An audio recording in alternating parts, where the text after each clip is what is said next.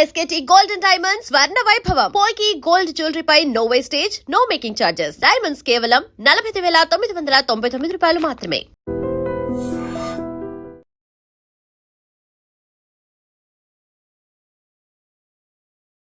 బీహార్లో బీజేపీ నేతృత్వంలోని సామ్రాట్ చౌదరి ప్రభుత్వం ఏర్పడి దాదాపు 4 నెలలు దాటుతున్న తరుణంలో ఆ పార్టీకి బలమైన కంచుకోటగా ఉన్న బంకిపూర్ అసెంబ్లీ స్థానం ఉప ఎన్నికల్లో ఆ పార్టీకి గట్టి ఎదురు దెబ్బ తగిలింది.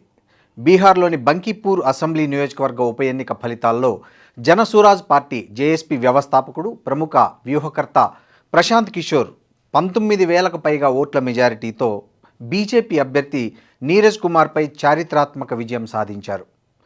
1995 నుండి బీజేపీకి తిరుగులేని కంచుకోటగా ఉన్న ఈ స్థానంలో బీజేపీ పరాజయం పాలు కావడం ఆ పార్టీకి కోలుకోలేని పెద్ద దెబ్బగా మారింది. బంకిపూర్ నియోజకవర్గంలో గత 30 ఏళ్లుగా బీజేపీ ఓటమి అనేది ఎరుగదు.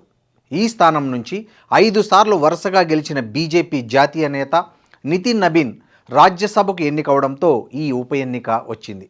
అలాంటి సురక్షితమైన స్థానంలో బీజేపీ ఓడిపోవడం ఆ పార్టీ ప్రతిష్టను తీవ్రంగా దెబ్బతీసిందని చెప్పాలి. ఎన్నికలకు ముందే బీజేపీ అభ్యర్థి విషయంలో తీవ్ర గందరగోళం నెలకొంది. మొదట ప్రకటించిన అభ్యర్థి అభిషేక్ కుమార్ నామినేషన్ వేసిన మరుసటి రోజే వ్యక్తిగత కారణాలతో ఉపసంహరించుకున్నారు.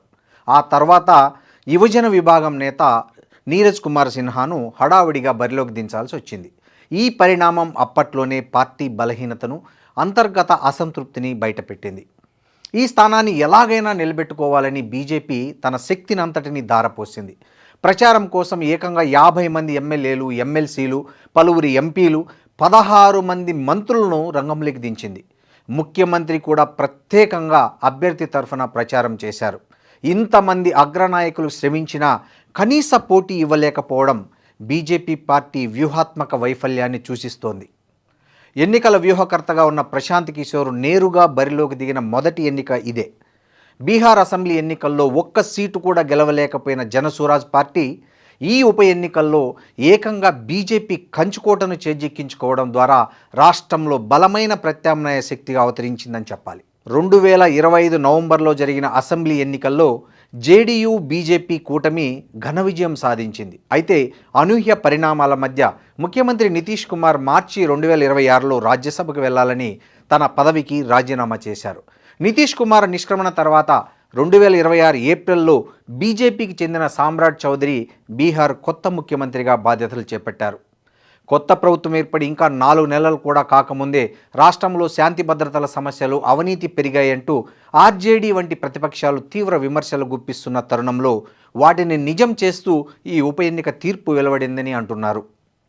బంకిపూర్ పూర్తిగా పట్టణ, మధ్యతరగతి విద్యావంతులు ఎక్కువగా ఉండే నియోజకవర్గం.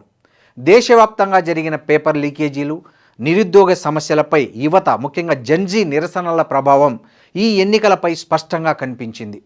ప్రశాంత్ కిషోర్ తీసుకొచ్చిన విద్య, ఉపాధి, అభివృద్ధి ఎజెండా వైపు యువ ఓటర్లు మొగ్గు చూపడం బీజేపీ సాంప్రదాయ ఓటు బ్యాంకును చీల్చింది.